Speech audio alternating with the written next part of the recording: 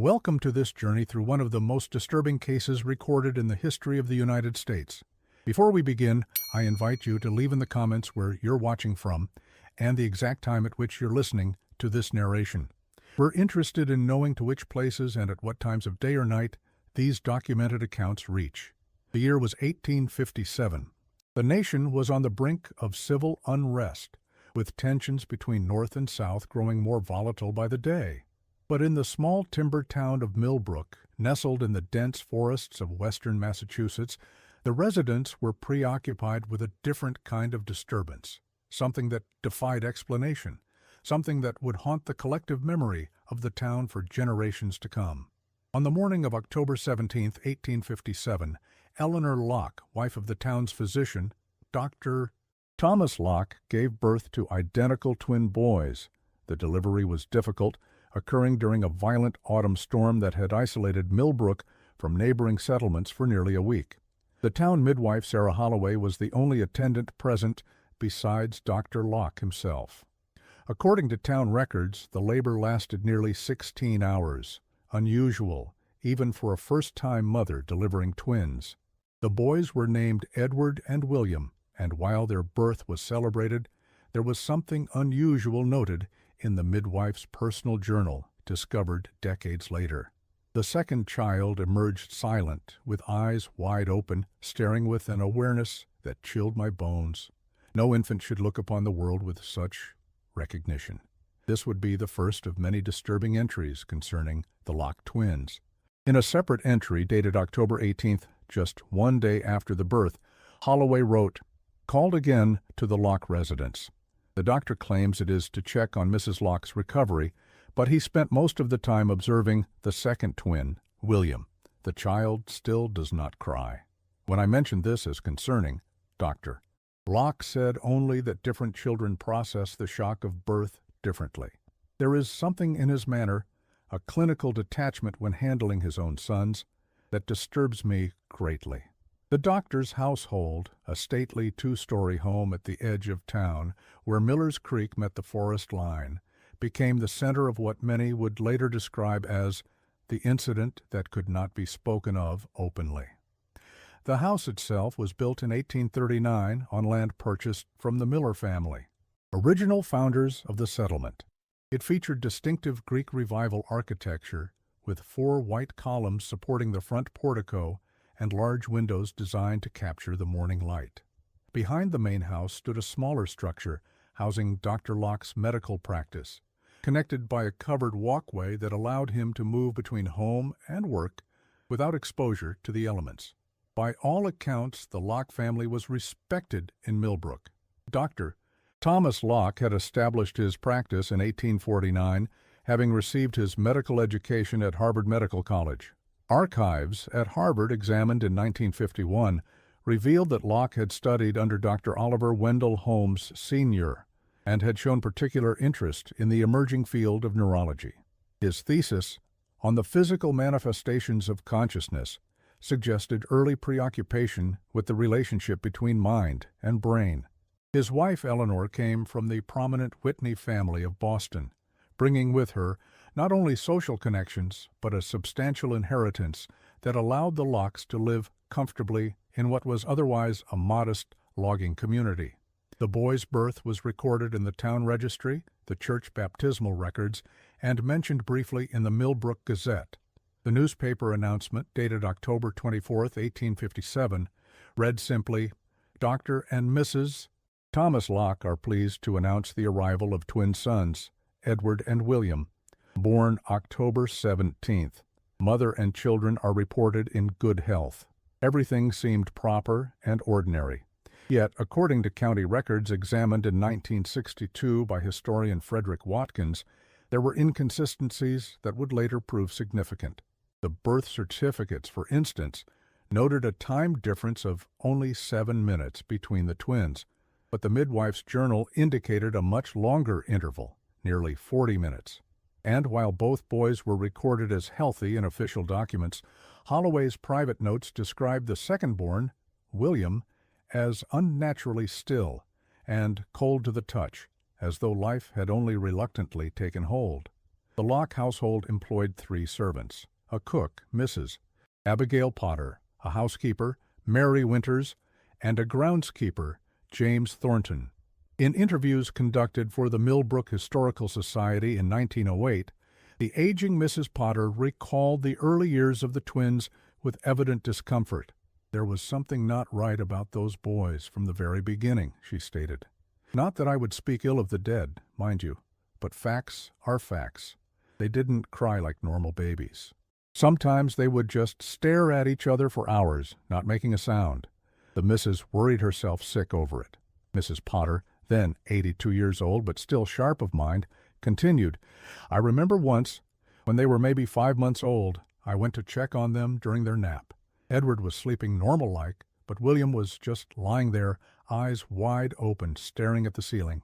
When I leaned over the crib, he turned his head, slow, deliberate-like, and looked right at me. No baby that age should be able to focus that way. And the look in his eyes, it wasn't a baby's look. I told Mrs. Locke, but she just said I was being superstitious. The first 3 years of the twins' lives seemed uneventful, at least according to public records. Dr. Locke's medical journal, recovered from the Massachusetts Medical Society archives in 1956, contained regular notations about his son's development. Weight, height, and cognitive milestones were tracked with clinical precision. But between these entries were cryptic notations, often written in a hurried hand. W again demonstrated the knowledge, must consult colleagues in Boston. Or, more concerning, E shows no signs. Perhaps only W was affected. Eleanor refuses to acknowledge what we've observed. One particularly troubling entry, dated June 3, 1860, reads, "Conducted simple test today, showed W collection of objects including items from storage that belonged to the W family. Response to blue ribbon unmistakable. E showed no recognition. Eleanor walked in during procedure, became distressed. Argument ensued. Must be more discreet in future observations." Mary Winters, the housekeeper, later recalled that Mrs.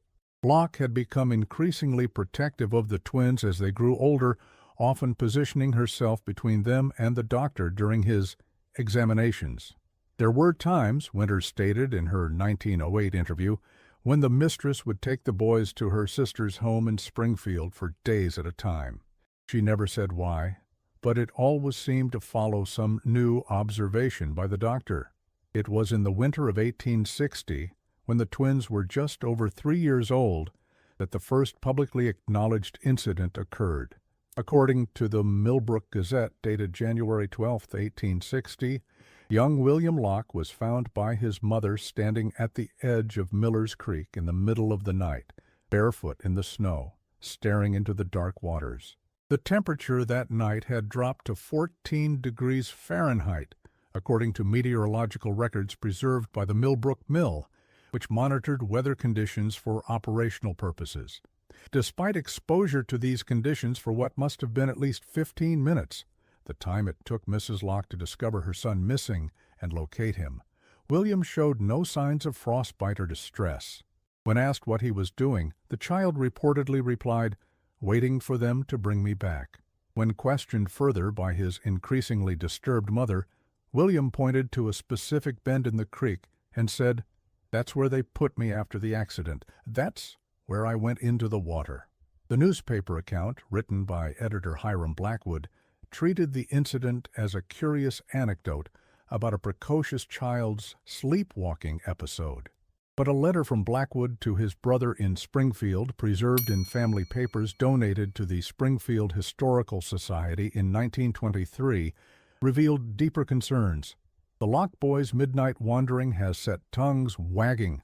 Dr. Locke requested I present the matter lightly in print, but privately expressed great agitation over the child's statements. He asked specifically whether I recalled any drownings in Miller's Creek.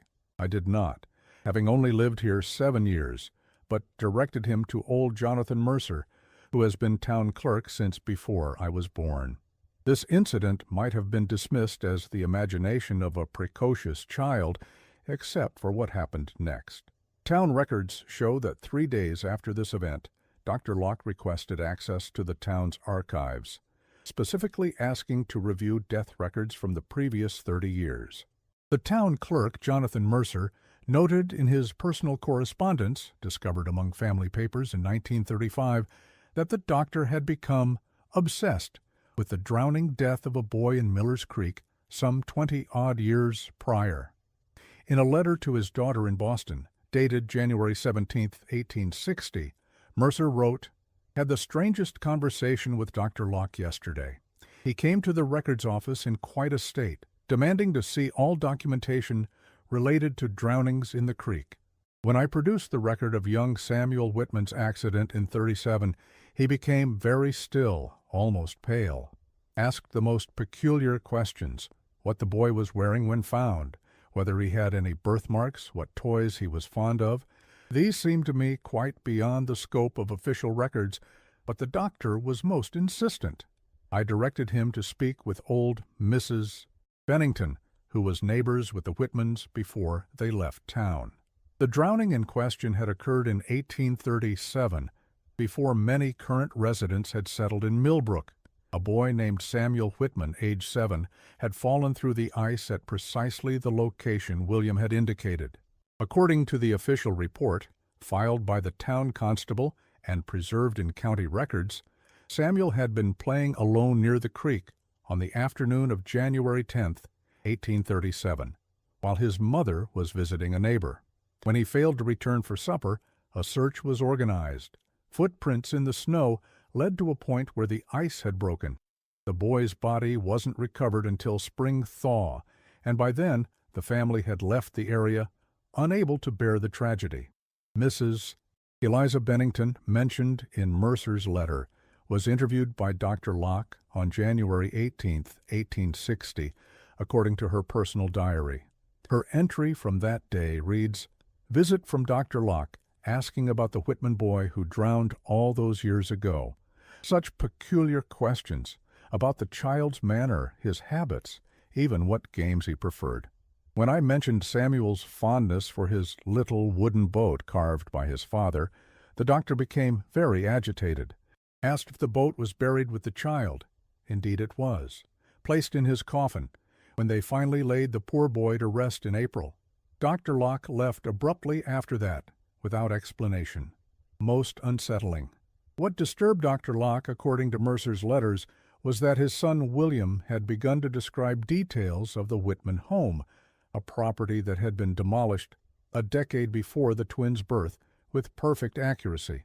The Whitman house had stood approximately half a mile from the Locke residence, on land later purchased by the Millbrook Timber Company for expansion of their operations. Company records, examined in 1957, included a property survey from 1845 that showed the outline of the original Whitman home before its demolition, confirming details that William had reportedly described.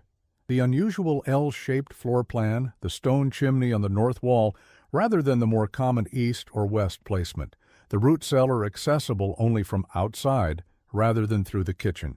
Eleanor Locke's diary, kept in the Massachusetts Historical Society archives and only made available to researchers in 1959, reveals a mother increasingly troubled by her son's behavior.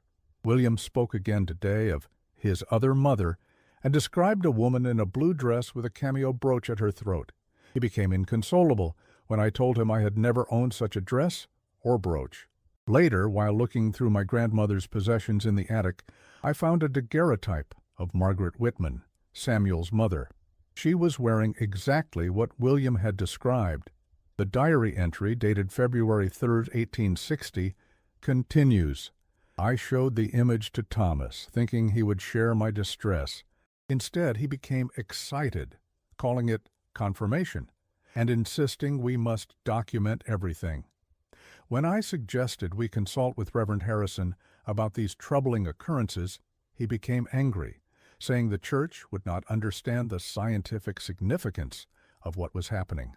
I fear my husband is becoming obsessed with William's strange behavior, seeing it not as cause for concern, but as something to study. When I look at my son, my baby, I see a child in need of protection, perhaps even from his father's growing fascination. By spring of 1861, As the nation descended into civil war, the Locke household was experiencing its own form of quiet turmoil. Edward, the firstborn twin, was developing normally by all accounts, a cheerful, if somewhat reserved child who showed a particular aptitude for drawing. William, however, had begun to display what his father clinically described as abnormal cognitive development, coupled with disturbing ideation. The boy had not only continued to speak of his previous life as Samuel Whitman, but had begun to exhibit knowledge that no child his age could possibly possess. Dr. Locke's journal entry from March 15, 1861, reads, W. demonstrated knowledge of local geography today that cannot be explained by his limited experience.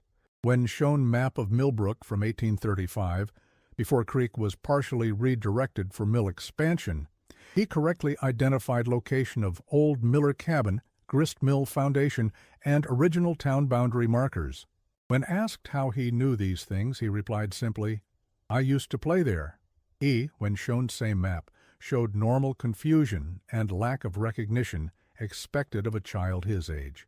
Church records show that the Locke family abruptly stopped attending Sunday services after an incident in April 1861. According to the written account of Reverend James Harrison, young William had approached Mrs. Catherine Winters, an elderly congregant, and had addressed her by her maiden name, then proceeded to remind her of a promise she had made to Samuel, nearly 25 years earlier. Mrs. Winters, visibly shaken, confirmed that she had indeed made such a promise to her young neighbor, Samuel Whitman, shortly before his drowning. No one in town had spoken of this private matter in decades. The promise in question, as revealed in Catherine Winters' personal correspondence, discovered among her effects after her death in 1870, involved a small silver locket containing a lock of her daughter's hair. The daughter, Elizabeth, had died of scarlet fever in 1835 at age 9. Young Samuel, a frequent visitor to the Winters home, had been particularly affected by Elizabeth's death and had often spoken of missing her. Mrs. Winters had promised to give Samuel the locket on his 8th birthday, a promise rendered impossible by his drowning 3 months before that date.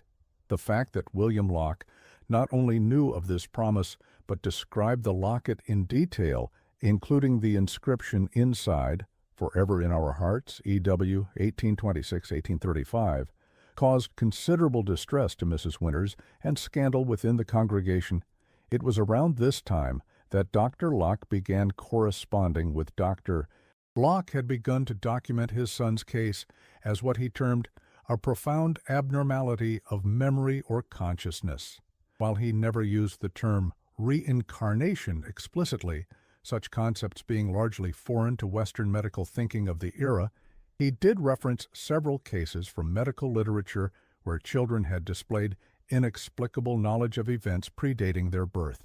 In a letter dated May 12, 1861, Locke wrote, "The subject continues to display awareness of historical details that cannot be attributed to normal channels of knowledge acquisition." Henry Wadsworth of the New England Society for Medical Research. These letters, sealed until 1965, and only made public as part of a broader collection on 19th century medical practices, reveal that most recently, he correctly identified the contents of a sealed container that had belonged to the original family in question, a small tin box containing a child's marble, a pressed flower, and a scrap of paper with Latin phrases written in a child's hand. These items have been in my possession for research purposes obtained from J.M., presumably Jonathan Mercer, who salvaged them from the property before its demolition. No living person besides myself knew of these contents, yet W. described them with precision before the box was opened in his presence. Dr. Wadsworth visited the Locke home in June of 1861, staying for 2 weeks to observe the twins. His notes, clinical and detailed, describe a concerning dynamic between the brothers. The subject E demonstrates appropriate behavior and development for a child of his age and background. Subject W, however, displays a peculiar duality. He functions as a normal 4-year-old in physical capabilities, but occasionally speaks with vocabulary and references, knowledge one would expect from a much older individual. Most concerning is the apparent relationship between the twins. E seems to both fear and protect W, often intervening when adults question his brother too closely. Wadsworth's observations continued. June 8, 1861, conducted series of tests today with Dr. Locke's assistants. Presented W with collection of objects, some contemporary, some dating to 1830s. Subject showed marked preference for older items, handling them with familiarity. When presented with child slate from that era, began to write name Samuel before being interrupted by E, who took slate away, saying, "That's not your name." W became agitated. E comforted him. Mrs. Locke terminated session, appeared distressed by proceedings. June 10, 1861. Dr. Locke took subjects to creek today, site of reported drowning in 1837. E played normally at water's edge, while W stood immobile, staring at specific point in water. After approximately 7 minutes, W began to exhibit signs of distress, increased respiration, pallor, trembling. E approached his brother, took his hand, led him away from water. Dr. Locke attempted to prevent this, stating need to observe full reaction sequence, but Mrs. Locke intervened forcefully. Significant marital tension noted. Eleanor Locke's diary entries from this period become increasingly fragmented and distressed. "I cannot bear to look at him sometimes," she wrote in July 1861. "There are moments when William stares at me and I do not recognize my own child in those eyes. Thomas says it is a medical condition, that there must be a scientific explanation. But when William described to me yesterday the exact layout of the Whitman kitchen and the recipe for Margaret's blackberry preserves, a recipe she was known for throughout the county, I felt something break inside me. No child could know these things. No living person told him these things." A subsequent entry, dated July 23, 1861, reveals the depth of Eleanor's distress. "Found Thomas in the nursery again last night, standing over William's bed, just watching him sleep. When I asked what he was doing, he said he was observing sleep patterns. But there was something in his expression, a hunger, an obsession, that frightened me. He has begun keeping separate journals that he locks in his desk. When I expressed concern about his growing preoccupation with William's condition, he accused me of impeding important research. I fear I no longer know the man I married." By autumn of 1861, rumors had begun to circulate in Millbrook, servants' talk, and despite the Locke family's prominence, whispers spread about the strange behavior of the doctor's son. The mill workers' wives exchanged stories about the Locke boy, who knew things he shouldn't know. Children reported that Edward had become protective of his brother at their lessons, preventing other children from asking William about his other family, Mrs. Potter was overheard at the general store telling another servant that the doctor had taken to conducting experiments with William late into the night, while Eleanor Locke increasingly took to her bed with nervous exhaustion. Dr. Locke, perhaps sensing the changing atmosphere, announced that he would be taking William to Boston for consultation with specialists. Town records indicate that Dr. Locke and William departed on September 28, 1861. Eleanor and Edward remained in Millbrook. According to Mrs. Potter's later testimony, Mrs. Locke had initially insisted on accompanying them, but had been persuaded by her husband that a mother's presence might interfere with the clinical objectivity of the specialists. Edward, apparently, had become hysterical at the prospect of separation from his twin, requiring sedation administered by his father before their departure. What happened during that trip to Boston would remain largely unknown for nearly a century. The official story, as reported in the Millbrook Gazette upon their return 3 weeks later, was that William had been examined by specialists who diagnosed him with nervous excitability and an overactive imagination, requiring rest and careful supervision. But entries in Dr. Locke's medical journal tell a different story. OCT 3, 1861, consultation with Dr. Harrison at Massachusetts General Hospital inconclusive. W.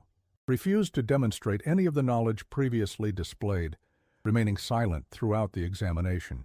Dr. H suggests the boy may be playing elaborate games for attention. I know this is not the case. October 5, 1861. W. asked about E repeatedly today, becoming increasingly agitated. When I explained that continued separation was necessary for proper observation, he became withdrawn. Later found him hiding in hotel wardrobe, curled into position reminiscent of fetal state. When discovered, he stated he was practicing being small enough to float down the creek. Most concerning. October 7, 1861. Meeting with Professor James at Harvard. Discussed theoretical framework for memory transference. His suggestion that W. may have overheard conversations about the Whitman boy cannot account for the specific details he knows. Professor J. reluctant to accept implications, but agreed to review my documentation. OCT 9, 1861. Visited Dr. Cartwright's private asylum in Cambridge. Facilities impressive, staff discreet. Dr. C. suggests extended observation period for W, possibly months. Cost prohibitive at present, but may be necessary if condition progresses. W. became extremely distressed when he overheard discussion, screaming for Edward and mother. Required sedation. Dr. C. noted that intense attachment to twin might be impeding full manifestation of alternate consciousness. Suggested separation therapy. OK. 10, 1861 W. woke screaming at 2 a.m. in our hotel room. When calmed, he described in perfect detail the final moments of Samuel Whitman's life, the crack of the ice, the shock of the cold water, the struggle to surface, the final dimming of consciousness. He spoke of these things not as nightmare, but as memory. I recorded his account verbatim. The clinical precision of his description of drowning exceeds medical literature available to the public. The journal entry continues with a transcription of William's account, written in what handwriting experts would later identify as a child's dictation rendered in an adult's hand. I was alone because Mother was visiting Mrs. Henderson. I wasn't supposed to go to the creek, but I wanted to see if my boat would float under the ice. The ice looked thick enough to stand on. It held for 3 steps. Then I heard the crack. It was so cold it felt like fire. My clothes got heavy. I tried to grab the edge of the ice, but it kept breaking. I could see the sky through the water. Then I couldn't feel my arms anymore. Everything got quiet. The last thing I thought was that I didn't want Mother to be sad. When Dr. Locke and William returned to Millbrook, those who encountered them noted a change in both father and son. The doctor, previously known for his methodical, composed demeanor, appeared haggard and distracted. William, according to Mary Winter's later testimony, had gone quiet, like something inside him had been shut away. The housekeeper recalled overhearing Dr. Locke tell his wife, "We will not speak of it again. The boy will be treated as any normal child from this day forward. There will be no more questions, no more tests." Eleanor Locke's diary suggests she was not convinced by this sudden change in approach. On October 23, 1861, she wrote, "Thomas claims the Boston doctors found nothing unusual in William's condition, attributing his strange knowledge to an overactive imagination combined with snippets of conversation he must have overheard. But if this is true, why does Thomas now lock away all his notes and journals? Why does he watch William constantly, as though waiting for something to happen, and why does my child no longer look me in the eyes?" For several months, the Locke household maintained a facade of normalcy. Dr. Locke resumed his practice, though patients noted he seemed preoccupied. Eleanor threw herself into local charity work, often leaving the twins in the care of Mrs. Potter. Edward and William attended the small school established for the children of Millbrook's more prosperous families. The schoolteacher, Miss Abigail Harmon, noted in her records that while Edward excelled in his studies, William appeared distant and unengaged, though clearly intelligent. In a letter to her sister in December 1861, Miss Harmon wrote, "The Locke boys present a study in contrasts. Edward is bright, engaged, and popular with the other children. William, though identical in appearance, seems to exist in a world of his own. He rarely speaks unless directly addressed, and his answers, when they come, are often strangely adult in construction. The other children avoid him, saying he looks through them rather than at them. Most curious is Edward's behavior toward his brother, always positioning himself between William and others, answering questions directed at William, guiding him physically from place to place, as though the boy cannot navigate on his own. I have spoken with Dr. Locke about this concerning dynamic, but he assures me it is a temporary phase resulting from William's delicate constitution. It was in the spring of 1862 that the pattern began to change. Town records show that on April 14th, nearly 25 years to the day after Samuel Whitman's body had been recovered from Miller's Creek, William Locke fell ill with a high fever. Dr. Locke's medical journal contains detailed notes on his son's condition, temperature readings, pulse rates, respiration, recorded with the clinical detachment of a physician. But between these entries are more personal notations. The date cannot be coincidence. And later, W. called out for Margaret in his delirium. He has never met anyone by that name in his current life. The journal entry from April 16, 1862, reveals Dr. Locke's growing concern. Fever remains dangerously high, despite cold compresses and willow bark tea. E refuses to leave his brother's side, even to eat or sleep. Most disturbing is W's speech during periods of semi-consciousness, alternating between child's voice and something older. He speaks of going back to the water and finishing what was started. When conscious, he seems confused about identity, addressing E as Samuel and me as Mr. Whitman. Eleanor has sent for Dr. Peterson from Springfield against my objections. Claims my judgment is compromised. For 3 days, William's condition worsened, despite his father's best medical efforts. On the evening of April 17th, according to both Dr. Locke's journal and Eleanor's diary, William experienced a brief period of lucidity. Mrs. Potter, who was present, later recounted that the boy sat up in bed, looked directly at his mother, and said clearly, "It's time for me to go back to the water now. They're waiting for me there." He then laid back and lapsed into unconsciousness. Eleanor's diary entry, the last to mention William alive, reads, "My son looked at me with perfect clarity tonight, as though a veil had been lifted. For the first time in months I saw my William, truly him, not the strange, distant child he has become. He spoke of going to the water, and though the words were disturbing, his voice was peaceful. When I took his hand, it was burning with fever, but he squeezed my fingers with surprising strength." Thomas says there is still hope, that the fever may break by morning. I have been praying without ceasing. Edward refuses to leave his brother's side, whispering to him constantly, though I cannot make out the words. William Locke died at 3:17 a.m. on April 18, 1862. The official cause of death was recorded as brain fever, a common diagnosis of the era for any number of fatal conditions accompanied by high temperature and delirium. Peterson, who arrived from Springfield 2 hours after William's death, noted in his report, later provided to the medical examiner, that the deceased child showed unusual post-mortem lividity and peculiar rigidity not typically observed so soon after expiration.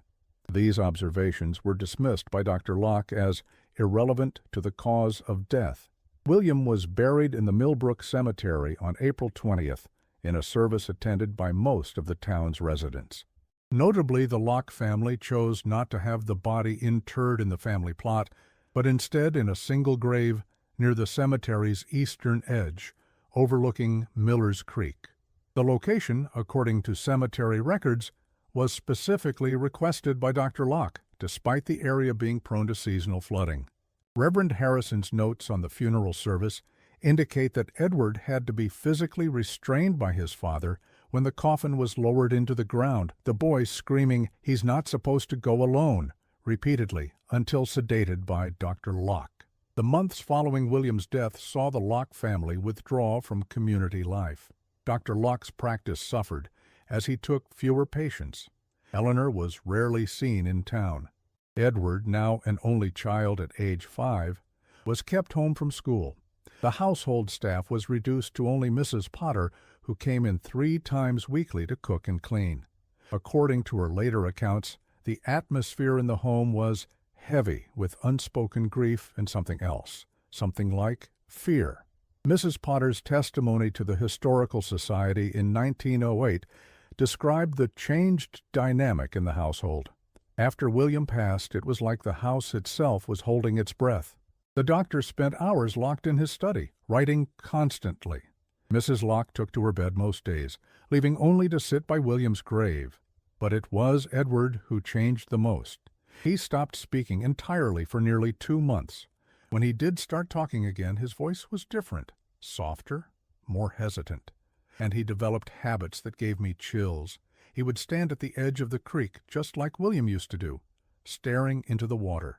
Once I found him in William's clothes, sitting in William's favorite spot in the garden, holding a conversation with no one. When I asked who he was talking to, he looked at me with the strangest expression and said, "He's still here, Mrs. Potter. He just needs a way back in." It was in November of 1862 that the next significant development occurred. Dr. Locke, who had been increasingly reclusive, suddenly announced his intention to take Edward to visit relatives in New York. Town records confirmed their departure on November 10th. Eleanor remained in Millbrook, though her diary entries from this period are sparse and reveal little about her state of mind beyond a profound fatigue. A rare entry dated November 12, 1862, reads simply, "Thomas has taken Edward to New York, claiming a change of scenery will help the boy recover from his grief. I fear there is another purpose to this journey, one related to the strange tests he conducted with William before. I wanted to object, to prevent them from going, but I find myself without the strength to fight any more. I pray daily that whatever afflicted William will not touch Edward, that at least one of my sons might be spared this family's darkness." What happened during the New York trip remains largely unknown. The Lockes had no close relatives in the city, according to genealogical records examined in the 1950s. Dr. Locke's medical journal contains no entries for this period, the only significant gap in his otherwise meticulous record-keeping. They returned after 2 weeks, and those who saw them noted that Edward seemed changed, quieter, more withdrawn, with a look that Mrs. Potter described as haunted, like he'd seen something no child should see. In a letter to her sister dated November 30th, 1862, Mrs. Potter wrote, "The doctor and little Edward returned yesterday from their trip. Something happened in New York, though neither will speak of it. The child looks as though he hasn't slept in days, with dark circles under his eyes, and a tremble in his hands that wasn't there before. When Mrs. Locke embraced him, he stood stiff as a board, not returning her affection." Later, I overheard the doctor telling Mrs. Locke that the treatment was unsuccessful, but showed promising initial results. What treatment would a grieving child need that could only be found in New York? I fear the doctor's scientific interests have overtaken his duties as a father. In December 1862, Dr. Locke began construction on an addition to the house, a small room adjacent to his study, with a single window overlooking the creek.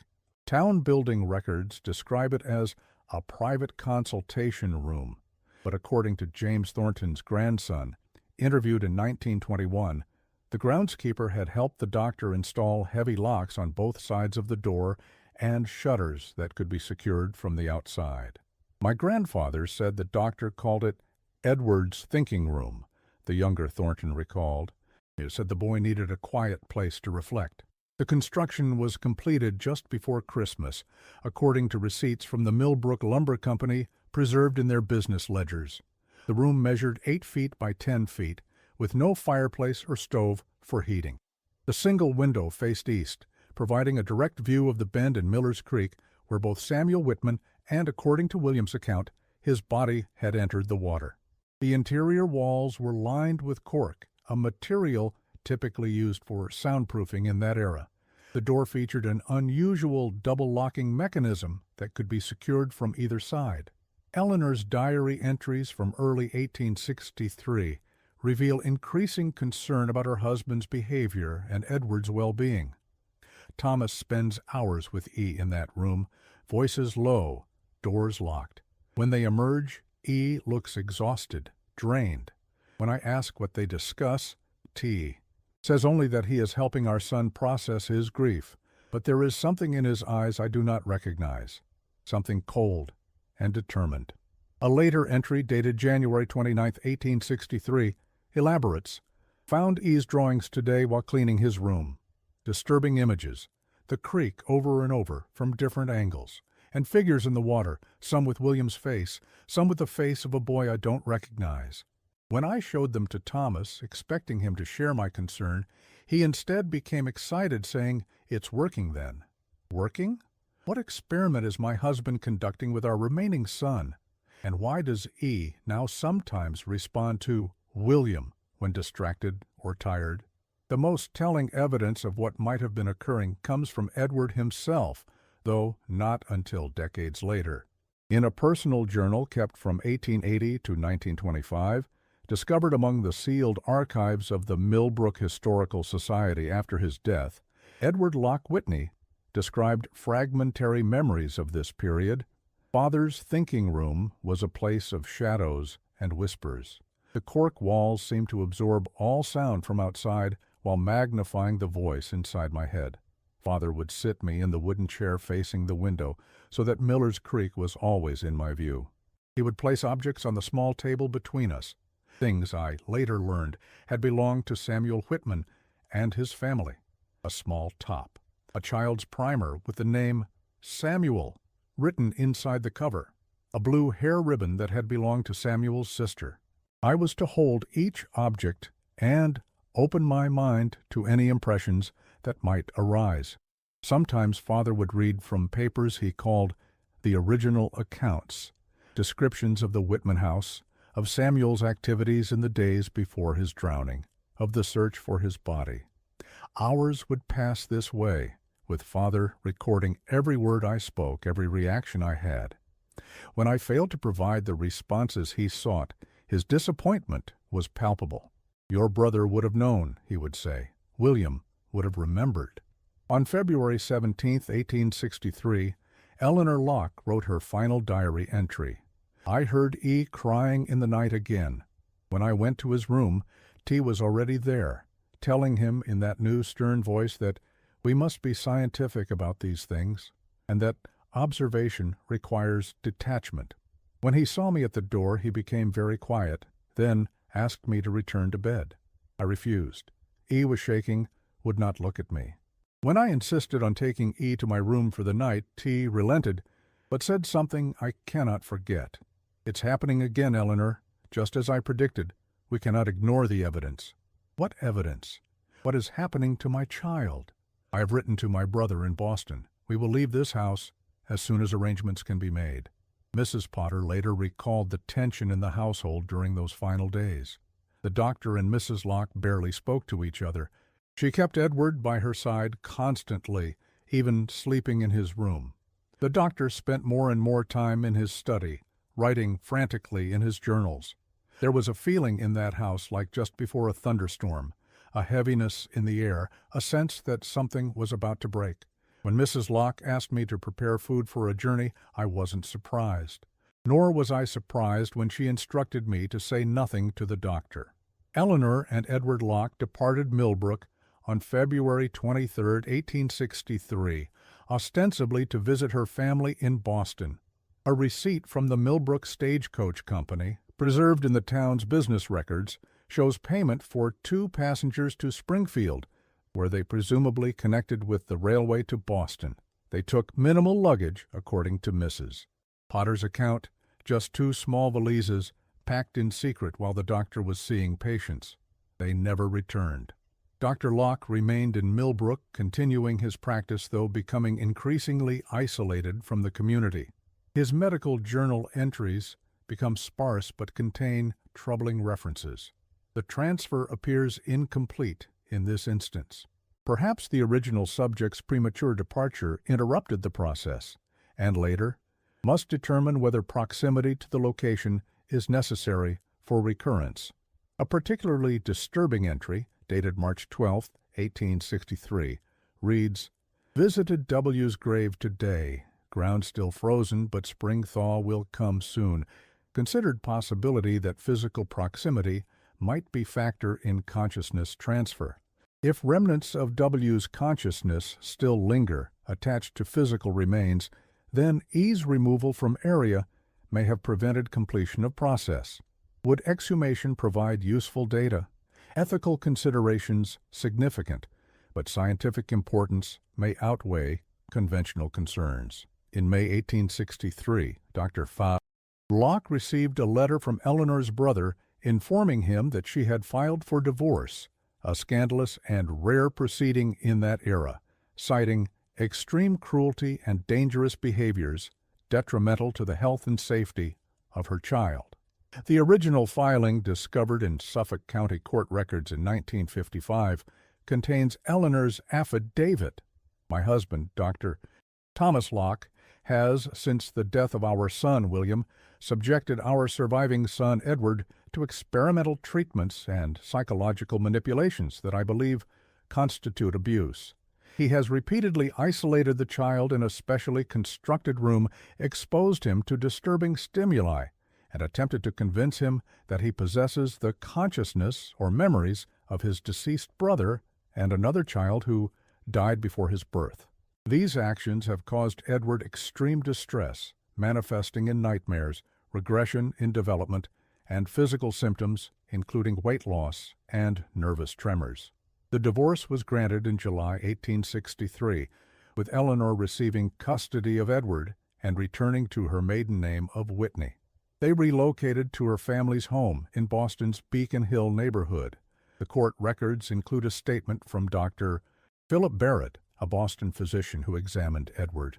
"The child displays signs of significant psychological distress consistent with maternal testimony.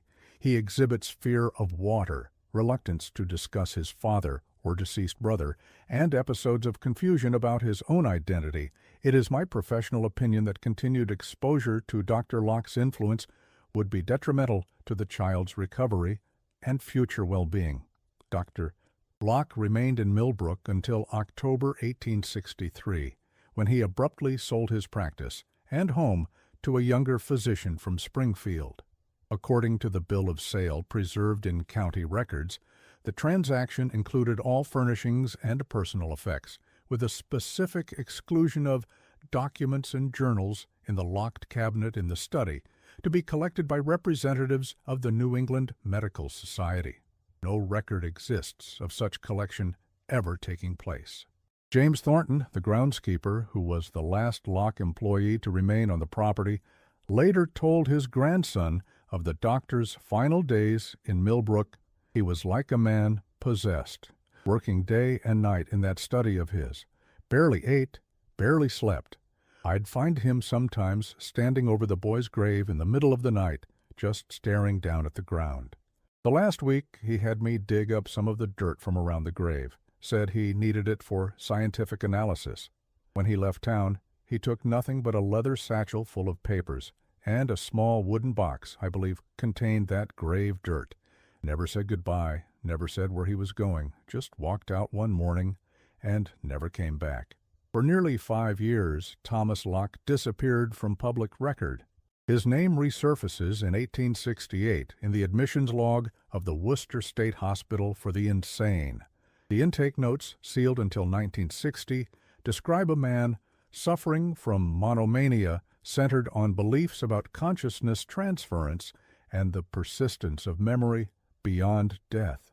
The admitting physician noted that Dr. Locke arrived voluntarily, carrying a leather satchel containing journals, correspondence, and what appeared to be medical case notes. These materials were confiscated as potentially contributing to the patient's delusional state and placed in hospital storage. The admission interview transcribed by an attendant contains disturbing insights into Locke's mental state. Patient speaks coherently and displays appropriate knowledge of current events, medical terminology, etc. However, when conversation turns to his research, becomes agitated and insistent. claims to have documented proof of consciousness surviving death and transferring between individuals, specifically citing case of his deceased son. States that consciousness can be guided to new vessel under correct conditions. When asked about nature of these conditions, becomes evasive, saying only that proximity to the original vessel and associated objects facilitates the transition. Claims to have conducted partially successful experiment with his surviving son, but was interrupted before completion. Expresses desire to publish findings but believes conventional medical establishment will suppress the truth. Worcester Hospital records show that Dr. Locke was initially placed in a private room in the facility's west wing, reserved for patients of means who were not considered violent or dangerous to themselves or others. Treatment notes indicate a regimen of moral therapy, structured days, regular physical exercise, and engagement in rational conversation designed to redirect the patient's thoughts away from delusional preoccupations. For the first several months, Locke appeared to respond positively, participating in hospital activities and engaging with staff in a cooperative manner. This changed in September 1868, when Locke was found attempting to access the hospital's storage facility where his personal papers were kept. According to the incident report, he became extremely agitated when prevented from retrieving his journals, claiming that they contained vital observations that must be preserved for scientific advancement. Following this episode, Locke began refusing to participate in therapies, instead spending hours writing on any paper he could obtain. These writings, confiscated by hospital staff and later placed in his file, contain increasingly disjointed references to consciousness vectors, memory imprinting, and vessel preparation. By November 1868, Locke's physical health began to deteriorate as he increasingly refused food, claiming that physical sustenance interferes with the separation process. Despite forced feeding attempts, he continued to lose weight. Hospital records note that he frequently spoke to someone not present, addressing this invisible entity as William or sometimes Samuel. In his final coherent statement recorded by the night attendant on December 5, 1868, Locke reportedly said, "The water is the conduit. It always comes back to the water. I should have seen it sooner." Dr. Thomas Locke died at Worcester State Hospital on December 12, 1868, of what was recorded as pneumonia complicated by self-starvation. According to hospital records, he had refused food for the final 2 weeks of his life, telling attendants that he was preparing his mind for the transition. His body was buried in the hospital cemetery in an unmarked grave, as was common practice for unclaimed patients. An inventory conducted in 1870 during administrative reorganization lists 17 bound journals, approximately 300 pages of loose notes, correspondence with various medical societies, and several small objects including a child's wooden boat, a tin box containing soil, and a lock of hair in a glass vial. These items remained in storage until 1889, when Edward Locke Whitney, then a prominent Boston attorney, petitioned for their release to him as the doctor's surviving heir. The contents of Locke's satchel, including his journals and research notes, were placed in hospital storage. The Locke case might have faded entirely from memory, if not for a series of events beginning in 1905. Edward Locke Whitney, now a successful attorney in Boston, returned to Millbrook to settle the estate of Mary Winters, the former Locke household housekeeper, who had apparently named him as her beneficiary. According to town gossip recorded by the then editor of the Millbrook Gazette, Edward's return stirred uncomfortable memories among older residents who remembered the strange case of the Locke twins. The editor, Josephine Blackwood, daughter of Hiram Blackwood, who had reported the original Creek incident, wrote in her personal column, "The return of E. Locke Whitney to our town has reopened old wounds and revived whispered conversations long suppressed." Though now a distinguished gentleman of 48 years, those who knew him as a child see in his features the echo of his twin brother, whose strange case and untimely death cast a shadow over Millbrook that has never fully lifted. Mr. Locke Whitney moves through our streets like a man revisiting the scene of a battle, his expression guarded, his purpose clearly extending beyond the simple settlement of Mrs. Winter's modest estate. During his visit, Edward reportedly visited both his brother's grave and the former Locke residence, now owned by a family named Peterson. Mrs. Peterson later told neighbors that the distinguished gentleman had asked to see a small room off the study, and had stood there silently for nearly half an hour. Before leaving Millbrook, Edward visited Jonathan Mercer, the former town clerk, and requested copies of all records pertaining to his family and to the Whitman family.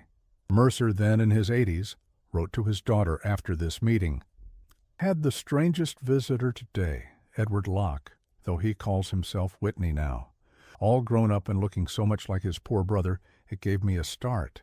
Asked to see all the old records about his family and the Whitmans from way back. Watched me like a hawk as I located the files, as though afraid I might hold something back. When he found the record of Samuel Whitman's drowning, his hand shook so badly he could barely hold the page. Asked if I remembered anything else about the Whitman boy not in the official record. Told him only what I'd told his father all those years ago, that Samuel was a bright, serious child who spent more time with adults than children his own age." At this mystery, Locke Whitney went pale as a sheet and had to sit down. "It's true, then," he whispered, more to himself than to me. Before he left, he asked the strangest question, whether any children in town had ever spoken of memories that weren't their own. Told him I hadn't heard of such things, and he seemed relieved.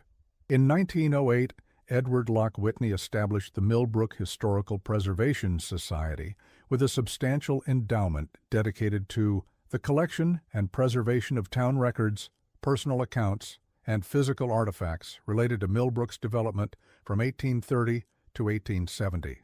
Over the next decade, this organization conducted interviews with aging residents who had knowledge of the Locke family, including Mrs.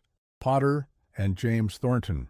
These interviews, along with collected documents, were sealed in the Society's archives with instructions that they remain unopened until 1950. The deed of establishment for the Society, preserved in the town records, includes an unusual provision. All materials relating to the Locke family, the Whitman family, and incidents occurring at or near Miller's Creek between 1837 and 1863 shall be preserved with special care, segregated from general historical collections, and made available only upon the dissolution of the current seal in the year 1950. It is my belief that sufficient time must pass before these matters can be examined with the proper historical perspective and scientific understanding. During this period, Edward Locke Whitney also funded a permanent enclosure for his brother's grave, consisting of a simple marble headstone surrounded by a low iron fence. The headstone, which remains in the Millbrook Cemetery today, bears only the inscription, William Locke, 1857-1862. The water claims, the water returns. Local legend holds that Edward visited this grave annually on the anniversary of his brother's death, though no official records confirm this. Edward Locke Whitney died in 1926 at the age of 69. His obituary in the Boston Globe described him as a brilliant legal mind and generous philanthropist, though known for his intensely private nature. He never married and left no descendants. His will contained an unusual provision, a substantial trust fund established for the maintenance of 2 graves, his twin brothers in Millbrook Cemetery, and curiously, the unmarked grave of Samuel Whitman, which he had apparently located through his research. The will, filed in Suffolk County Probate Court, included specific instructions. The sum of $10,000 shall be held in trust for the perpetual maintenance of 2 graves, that of my brother William Locke in Millbrook Cemetery, and that of Samuel Whitman, located in the old section of same cemetery, currently unmarked, but to be identified by a simple stone reading only SWW 1830-1837 to be installed at my expense. Both graves shall be maintained in good order, with particular attention to drainage, to ensure that water from Miller's Creek, even in times of flooding, does not encroach upon either resting place. When the Millbrook Historical Society opened the sealed archives in 1950, researchers discovered not only the collected testimonies and documents related to the Locke case, but also a personal journal kept by Edward Locke Whitney from 1880 to 1925. The journal, written in a precise legal hand, documented what Edward described as my search for understanding of what happened to my brother and, by extension, to myself. The opening entry, dated January 15, 1880, reads, I begin this record on my 23rd birthday, having finally obtained access to my father's papers from Worcester Hospital. Mother objects to this morbid preoccupation, as she calls it, but cannot dissuade me. The nightmares have continued, becoming more vivid with age, rather than fading as the doctors predicted. I must know whether they are merely the psychological imprints of childhood trauma, as Dr. Harrington suggests, or something more, echoes of what my father believed was happening to William, and later attempted to facilitate in me. The journal revealed that Edward had spent decades researching cases similar to his brother's, children who displayed knowledge or abilities that suggested some form of memory persistence beyond death, as he termed it. He had corresponded with medical researchers, psychologists, and even spiritual mediums, though he approached the latter with evident skepticism. What emerged from his research was a theory that certain identical twins might be particularly susceptible to what he called consciousness bleeding, one twin somehow accessing the memories or consciousness of a deceased individual. An entry from 1887 elaborates. The pattern emerges more clearly with each case I document. In 17 of the 24 instances I have now verified, the child displaying anomalous memories or knowledge was either a twin or had lost a twin in utero or shortly after birth. This suggests a predisposition in twins that may relate to the already unusual development of individual consciousness in utero. Dr. Carpenter's theory of neurological mirroring between twins may provide a mechanism by which consciousness could be more fluid, more receptive to external imprinting. If William's brain somehow received impressions of Samuel Whitman's memories, might my brain, identical in structure, have been similarly receptive to William's consciousness after his death? Most disturbing were Edward's accounts of his own experiences after William's death. He wrote of dreams in which he was drowning, of suddenly knowing things about the Whitman family that he had never been told, of feeling as though William's consciousness was trying to establish itself in me after it could no longer remain in his body. He described his father's growing obsession with testing this theory, subjecting young Edward to hours of questioning, taking him to locations associated with Samuel Whitman, even once forcing him to enter the waters of Miller's Creek. In winter, to see if proximity to the death location would trigger a more complete transference. An entry from 1895 describes a particularly troubling memory.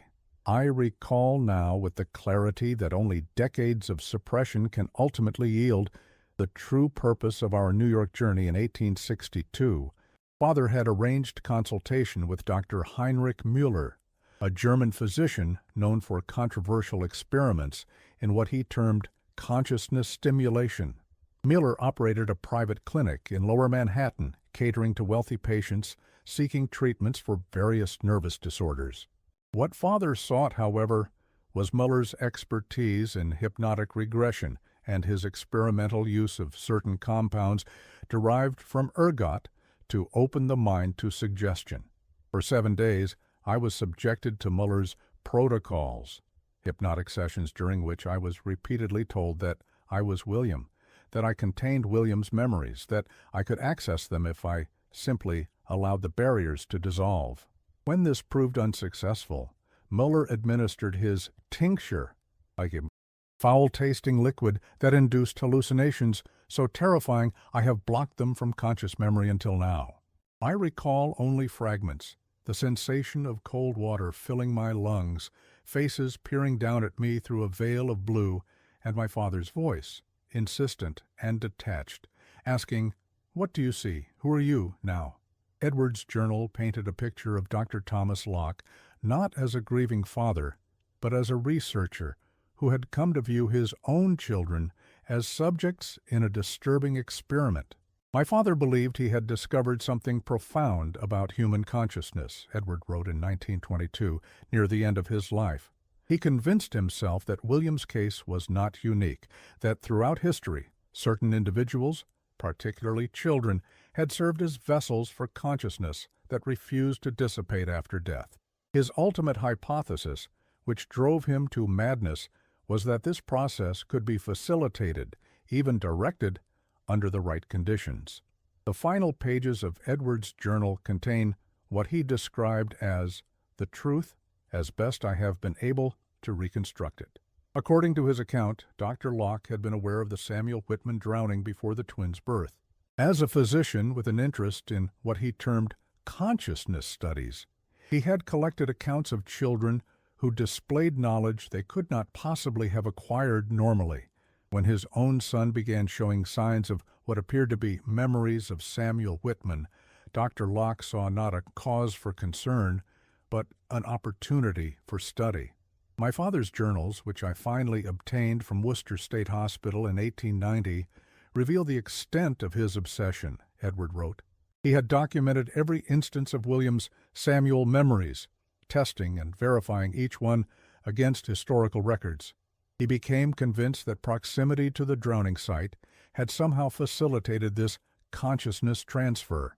When William died on the anniversary of Samuel's body being recovered, no less, my father developed a new theory, that the consciousness would seek another vessel, specifically me, William's identical twin. Edward's reconstruction continues. The most disturbing revelation in Father's later journals is his belief that he could accelerate or direct this process. He had collected soil from both William's and Samuel's graves, objects belonging to both boys, even water from the specific bend in Miller's Creek where Samuel drowned. These materials were used in his sessions with me in the thinking room, a space he had designed specifically to focus what he called consciousness energies through controlled exposure to these physical links. The cork lining was intended not merely for soundproofing, but to prevent dissipation of psychic emanations. The window facing the creek was positioned to maintain a direct line to the drowning site, which Father believed functioned as a point of transition between life and death. The most disturbing revelation in Edward's journal was his belief that his father had deliberately exposed William to locations and objects associated with Samuel Whitman, potentially exacerbating whatever psychological or perceptual condition the boy was experiencing. The treatment he subjected me to in the thinking room was his attempt to open my mind to receive what he believed was a waiting consciousness, Samuel's, or perhaps by then, a combination of Samuel and William. In an entry dated 1916, Edward reflects on his own psychological state. I have spent decades attempting to determine whether my occasional episodes, moments when I experience memories that seem not to be my own, are genuine phenomena or merely the psychological aftermath of my father's manipulations. I believe my father saw William's death not as a tragedy, but as the next phase of his experiment, Edward wrote. There are times when I find myself knowing things about the Whitman family that I could not possibly have learned through normal means. Places in Millbrook that had changed before my birth seem familiar in their earlier configurations. Or are they the inevitable result of a childhood spent being told that such memories existed, should exist, must exist within me? Edward's final entry, dated January 1925, just months before his death, reads, "I have lived my life between two possibilities. Either my brother suffered from some form of psychological abnormality that my father cruelly exploited, or there is indeed some aspect of human consciousness that can persist beyond physical death, seeking expression through the living. Most disturbing are the drowning dreams, which have never ceased, in which I experience death by water with a vividness that wakes me gasping for air. Are these truly echoes of Samuel's consciousness passed somehow through William to me? I have found no definitive answer, though I have dedicated my life to the search. What I know with certainty is this. My father's obsession destroyed our family and potentially hastened William's death. I established this archive not to vindicate any theory, but to ensure that the facts, as far as they can be established, are preserved. Perhaps future generations will have tools of understanding that we lack. A postscript written in a shakier hand adds, "Last night I dreamed of William for the first time in many years, not of his death or illness, but of us as children, playing in the garden behind our Millbrook home.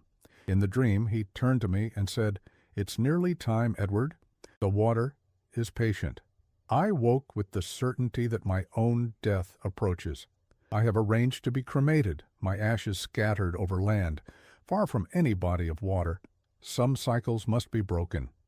The lock case file was examined by several researchers throughout the 1950s and 60s, including Dr. Frederick Watkins of Harvard Medical School and Dr. Eleanor Parrish of the New England Journal of Psychiatric Research.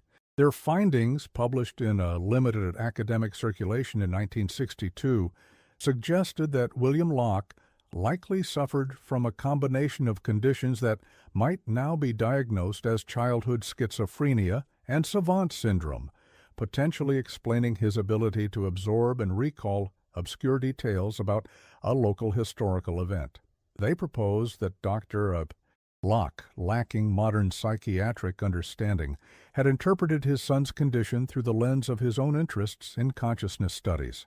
In their report, Watkins and Parrish wrote, "The Locke case represents a fascinating intersection of 19th century medical practice, emerging psychological theory, and family dynamics. Dr.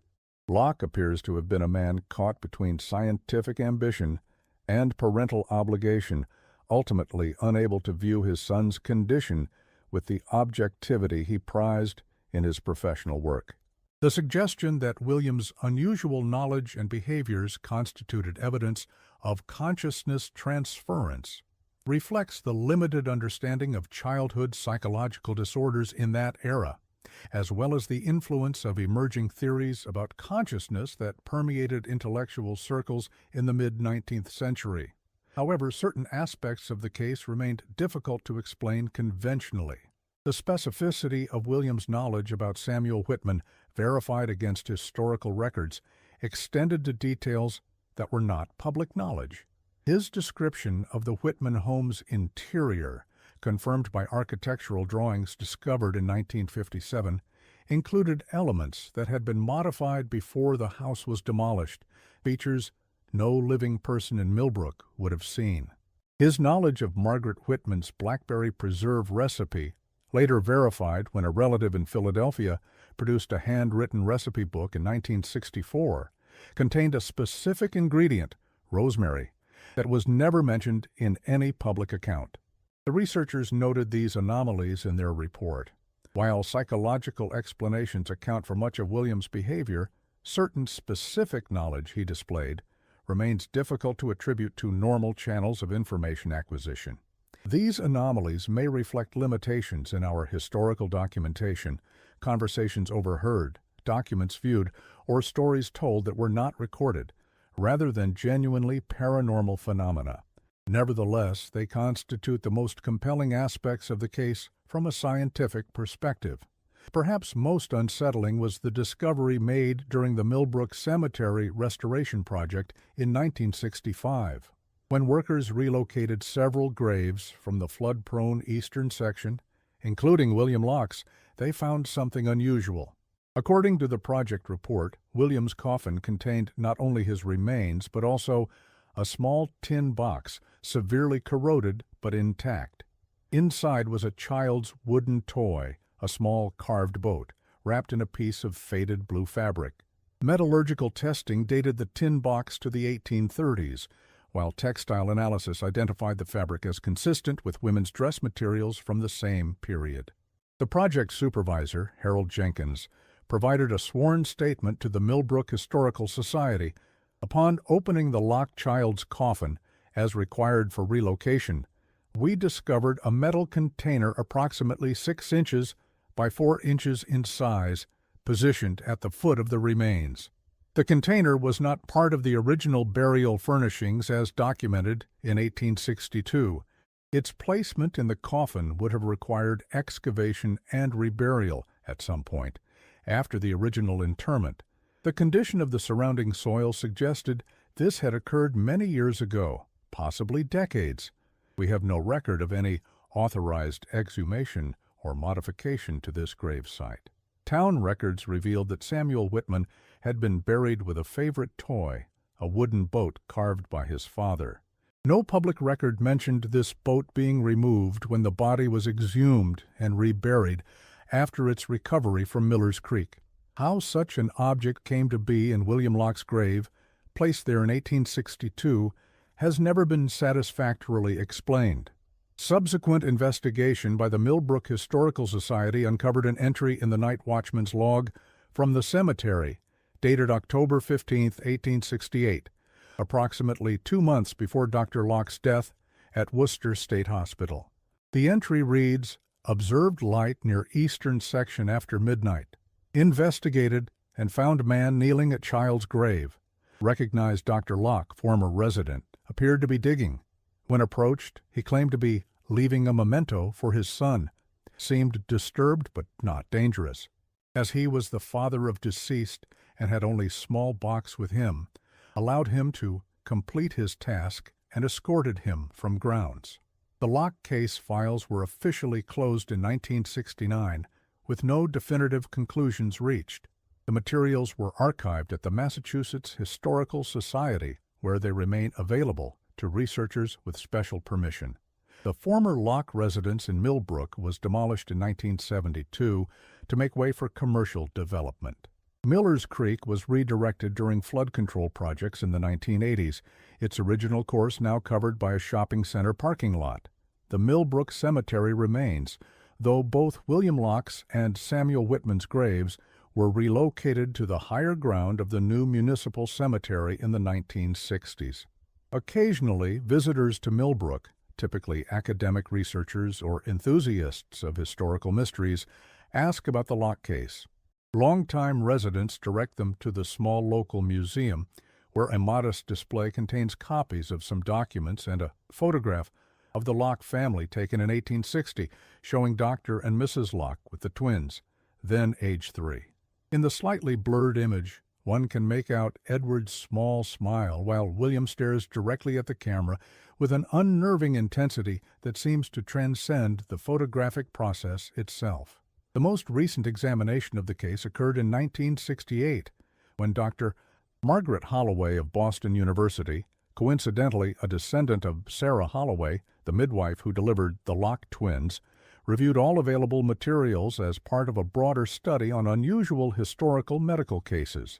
Her conclusion, published in the Journal of Historical Psychology, offers perhaps the most balanced assessment. The Locke case resists definitive categorization. While modern psychiatric understanding suggests explanations for much of William's behavior, certain elements remain anomalous. Whether we attribute these to the limitations of historical documentation, to Dr. Locke's influence over his son's developing mind, or to phenomena not yet fully understood by science, remains a matter of individual judgment. What is clear is that this family tragedy, born at the intersection of grief, scientific ambition, and the unknown, serves as a compelling reminder of the mysteries that still surround the nature of human consciousness. Dr. Holloway's paper includes an intriguing footnote. During my research, I discovered that Edward Locke Whitney maintained correspondence with Dr. William James, the pioneering psychologist, from 1896 until James's death in 1910. These letters, preserved in the Harvard University archives, revealed James's significant interest in the Locke case, particularly in what he termed the possibility of consciousness existing independently of its physical substrate. In his final letter to Locke Whitney, James wrote, "Your family's experience, while deeply unfortunate in human terms, may yet prove illuminating to our understanding of consciousness. The question remains, if memories can somehow persist beyond the death of the brain that formed them, what else of what we call the self might similarly endure. Today, the story of the Locke twins is largely forgotten outside academic circles. Miller's Creek still flows, though its course has changed. The town of Millbrook has grown and modernized. No descendants of either the Locke or Whitman families remain in the area, yet something of the mystery persists, carried in town legends whispered among teenagers on dark nights. In the unease, some visitors report feeling near the old cemetery, in the occasional reports of dreams experienced by those who have researched the case too deeply. Dreams of cold water, of sinking, of a desperate struggle to return to the surface, to breathe, to live again. In 1967, a young psychology student named Rachel Carpenter, researching the Locke case for her doctoral dissertation, reported an unusual experience. After spending several days reviewing Edward's journals and Dr. Locke's medical notes, she visited the site where Miller's Creek originally ran before its redirection. In a letter to her academic advisor, she wrote, "Standing at the approximate location of the drowning, I experienced a sudden, overwhelming sensation of cold and panic despite the warm June day. For a moment, brief but undeniable, I felt as though I was underwater, looking up at a surface I couldn't reach. Most disturbing was the certainty that accompanied this sensation, that I was not alone in this experience, that something or someone was attempting to communicate through this shared perception of drowning. I left Millbrook the next day and have not returned.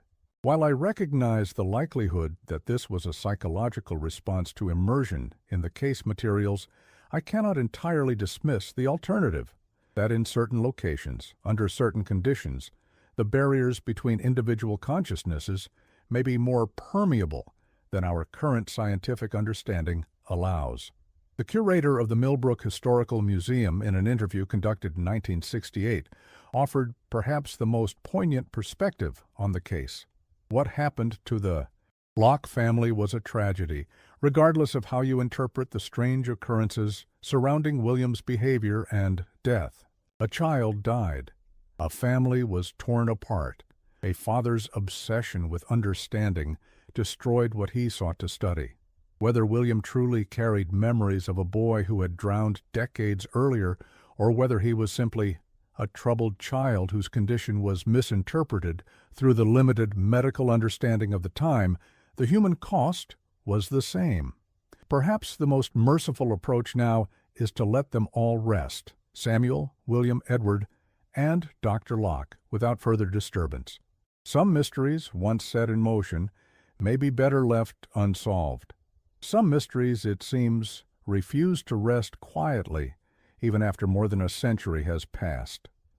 The consciousness that animates them, be it memory, imagination, or something less easily defined, continues to seek expression through those willing to listen, to remember, to wonder about what might lie beyond our understanding of life, death, and the persistence of identity.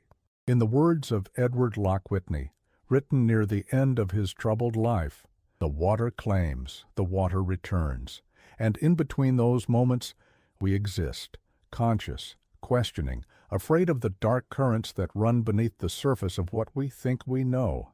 If William taught me anything, it is this: the boundaries we place around individual consciousness may be far more permeable than we dare to admit, and in that permeability lies both wonder and terror.